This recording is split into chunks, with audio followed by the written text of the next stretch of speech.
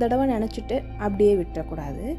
அதை நீங்கள் உங்களுக்கு அது கிடச்சிருச்சு அப்படின்ற உணர்வில் சந்தோஷப்பட்டுக்கிட்டே இருக்கணும்.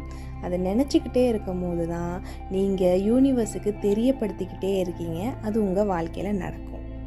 ஒருவேளை நான் இப்போ என்ன நினச்சிக்கிட்டு இருக்கேனே எனக்கு ஒரு ஐடியா இல்லையா அப்படின்னு நீங்கள் நினச்சிங்கன்னா, நீங்கள் எப்படி ஃபீல் பண்ணுறீங்க அப்படின்றத நோட் பண்ணுங்கள். நீங்கள் எப்படி ஃபீல் பண்ணுறீங்களோ அப்படி தான் உங்களோட எண்ணங்களும் இருக்கும். நீங்கள் ஒரு மாதிரி சந்தோஷமாக ஃபீல் பண்ணுறீங்கன்னா நல்ல எண்ணங்கள் இருக்கும். ஒரு மாதிரி டவுட்டாக, பயமாக, இல்லை ஆன்ஷியஸாக ஃபீல் பண்ணுறீங்கன்னா உங்கள் எண்ணங்களும் ஏதோ சரியில்லைன்னு அர்த்தம். மோசமான உணர்வோடு இருக்கும் போது அதே நேரத்தில் நல்ல விஷயமும் நினைக்க முடியாது.